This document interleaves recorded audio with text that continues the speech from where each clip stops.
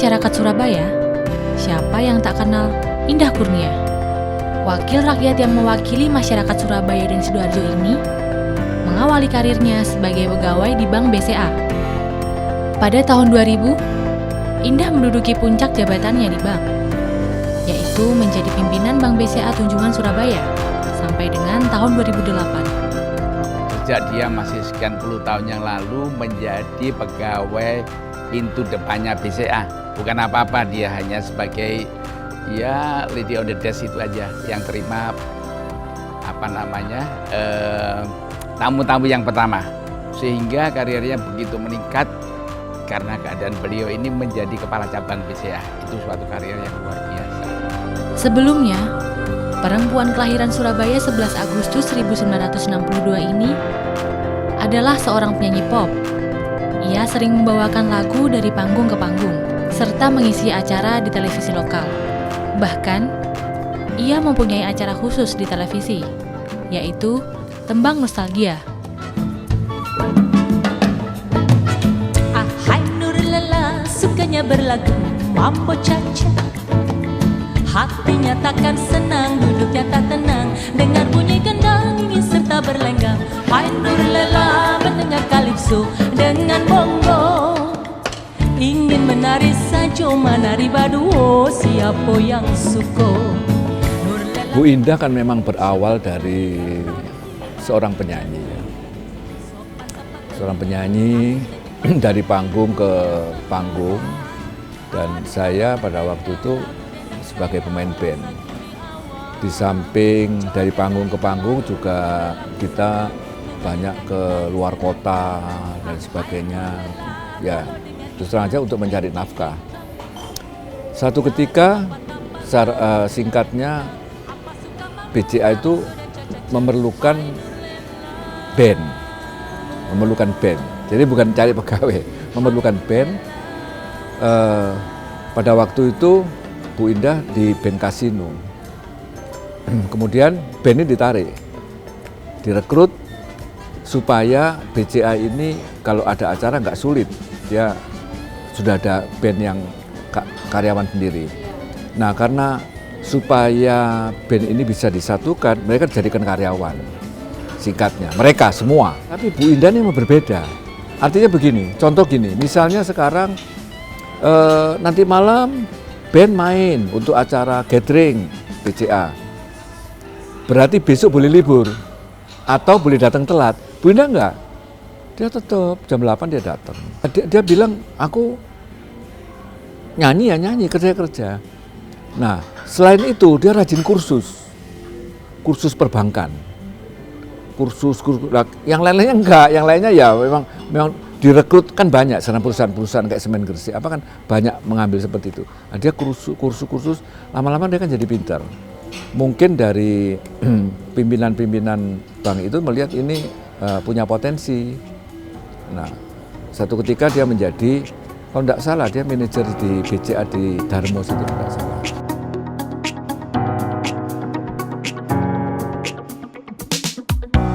Kemampuan Indah Kurnia dalam seni musik tidak diragukan lagi. Ia rutin mengadakan kompetisi pop Mandarin se-Indonesia setiap tahun untuk memeriahkan ulang tahun Surabaya. Mantan vokalis Kasino Band ini pernah membawakan 714 lagu pop tanpa teks untuk merayakan Hari Ulang Tahun Surabaya ke-714. Nama Indah Kurnia kemudian tercatat di Museum Rekor Indonesia atau MURI sebagai orang Indonesia pertama yang mampu membawakan 714 lagu tanpa teks selama 2 hari berturut-turut tanpa salah. Luar biasa di dalam seni musik, tidak ada lagu yang tidak hafal oleh beliau. Karena kebetulan kami itu punya hobi yang sama, sehingga kami berteman sudah sangat lama. Dan beliau ini pada waktu kalau tidak salah ulang tahun Surabaya yang ke-740, dia itu menyanyikan 740 lagu tanpa teks dan semua hafal dan sangat heboh waktu itu di Surabaya. Dan selain itu karirnya di bidang musik sangat banyak. Dia sangat peduli dengan teman-teman musik yang sejak awal, ya kita tahu zaman dahulu tuh penyanyi itu tidak seperti sekarang. Kalau penyanyi sekarang, duitnya luar biasa.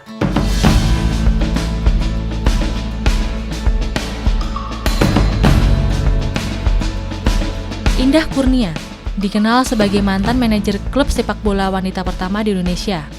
Perempuan lulusan STIE Arta Bodi Iswara ini adalah mantan manajer klub Persebaya.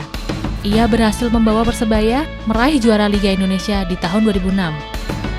Pada saat kunjungannya ke Dapil, Indah Kurnia berbagi cerita tentang suka dukanya saat menjadi manajer Persebaya kepada TV Parlemen. Bu, boleh dong bagi-bagi cerita gimana sih waktu dulu menjadi manajer itu seperti apa? Ya, jadi sebenarnya saya itu manajer yang tidak di by design. Jadi sebenarnya saya mengawalinya itu pada saat itu direkrut pada saat Persebaya kena sanksi dari PSSI. Ketua Umum saat itu Bapak Bambang Deha selaku Wali Kota Surabaya dan Bapak Saleh Mukadar selaku manajer Persebaya itu disuspend oleh PSSI, tidak boleh ngurusin bola lagi selama 10 tahun karena membuat keputusan yang akhirnya Persebaya mundur dari kompetisi Liga di tahun 2005. Akhirnya tongkat estafet diserahkan kepada Bapak Arif Affandi selaku Wakil Wali Kota. Dan kemudian pada saat Bapak Arif Affandi membangun kabinetnya untuk official team, saya tuh misalnya di awal tuh direkrut sebagai manajer keuangan karena memang saya di Surabaya terkenal sebagai jago keuangan. Ya, saya manajer bank.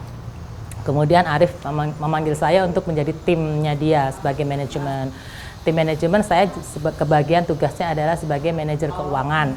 Manajer timnya adalah Bapak Agus Simorangkir dari Telkomsel Vice President. Tapi di tengah jalan, karena kesibukannya Agus Simorangkir sehingga dia sering absen, tidak dapat datang ke lapangan maupun ke rapat-rapat tertentu sehingga mendapat julukan dari media itu Agus suka mangkir.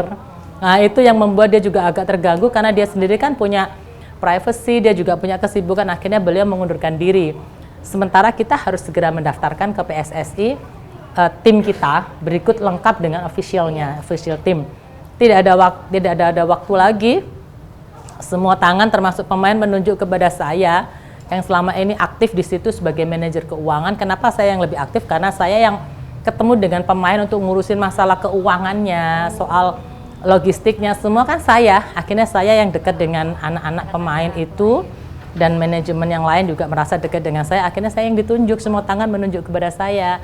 Nah, pada saat saya menjadi tim itu, saya juga agak sedikit terperangah karena saya tidak memiliki kemampuan teknis bola, pengetahuan tentang sepak bola saya juga nggak tahu.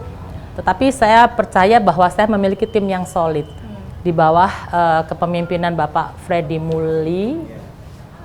Kemudian saya memiliki kekuatan selain 11 pemain dan pemain cadangan yang lain, saya juga punya pemain ke-12 yang sangat militan yaitu Bonek Mania. Maka saya dengan semangat oke deh saya terima tantangan ini dan majulah saya Indah Kurnia sebagai manajer tim. Dan puji Tuhan, alhamdulillah di bawah kepemimpinan saya yang 2005 itu kan kita kena keputusan PSSI kita didegradasi. Kasta tertinggi saat itu adalah divisi utama. Kita turun menjadi divisi 1, tertingginya divisi utama. Akhirnya saya menyemangati seluruh komponen, seluruh stakeholders dari Persibaya untuk kita sama-sama membawa Persibaya kembali ke divisi utama. Itu kampanye saya di seluruh kota, mengajak semua pihak untuk mendukung Persibaya kembali ke divisi utama. Itu yang saya lakukan. Saya serahkan seluruh masalah teknis kepada pelatih dan pemain karena saya yakin dan percaya seluruh pemain, seluruh manajemen, seluruh official, seluruh pelatih dan seluruh komponen tidak ada yang mau kalah. Semuanya ingin menjadi juara. Jadi saya percaya saya hanya mengurusin masalah keuangan ya anak-anak.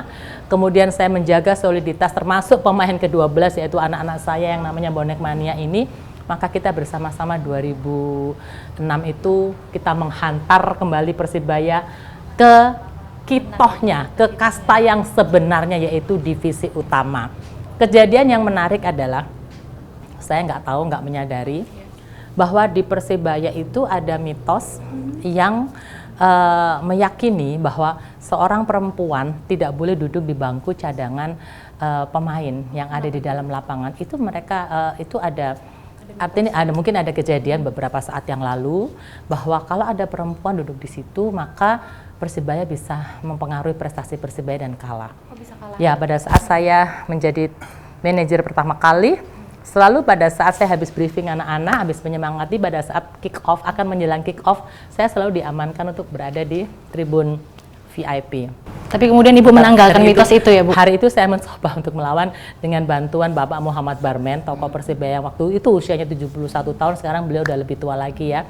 Pak Barmen itu membantu saya untuk tetap saya berada di bench tersebut, dan hari itu Persibaya melawan Gresik United, kita menang 2-0 tanpa perlawanan. Nah, sejak saat itu dianggap oleh masyarakat bahwa Indah Kurnia mampu mematahkan mitos yang sudah dipelihara 79. Sejak saat itu saya boleh di bench, saya boleh di busnya Persibaya, saya boleh di mes di tempat tidurnya anak-anak saya, pemain yang ada di atas, yang selama ini mereka tidak pernah tersentuh yang namanya perempuan.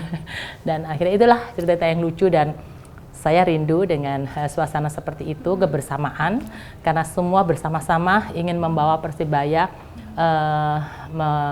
kembali ke tempat yang memang layaknya dia, yaitu saat itu adalah kasta tertinggi divisi utama. Dan termasuk Sinyo ini adalah salah satu dari pemain ke-12. Saat itu ada 5 pandawanya YSS itu, supporter Surabaya, di bawah kepemimpinan Bapak almarhum Bastomi.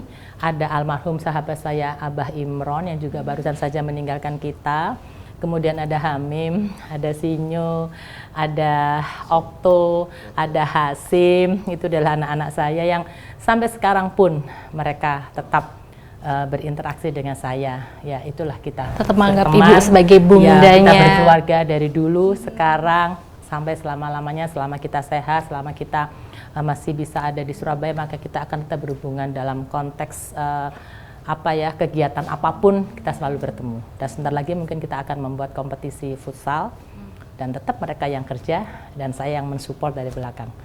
Inilah keluarga saya yang lain. Kami ingin oleh mania, kami selalu dukung Persebaya. Di mana kau berada, di situ kami ada, karena kami oleh mania. Kami ingin oleh mania.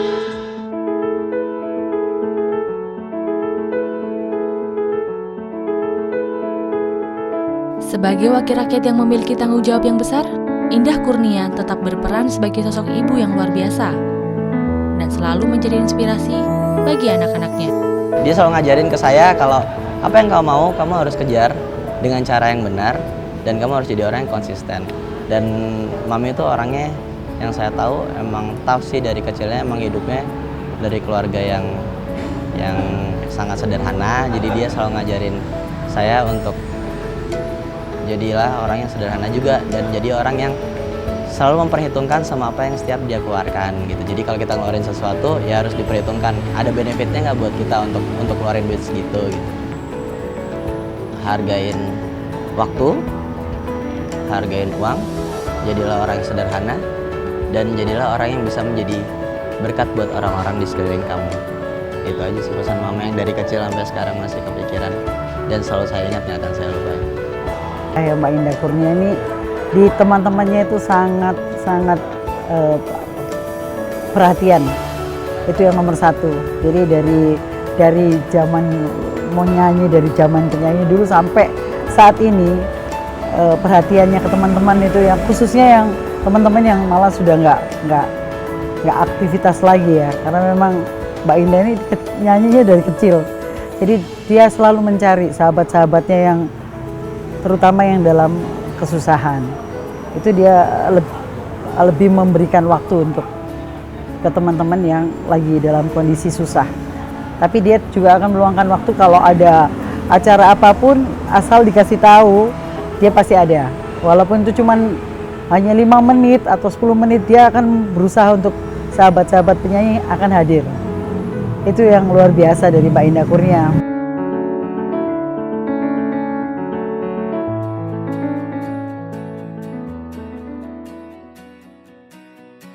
Dan di sela-sela kesibukannya sebagai anggota Komisi 11 yang mengurusi keuangan, perencanaan, pembangunan, dan perbankan, Indah Kurnia selalu meluangkan waktu untuk orang-orang terdekatnya, sahabat-sahabatnya.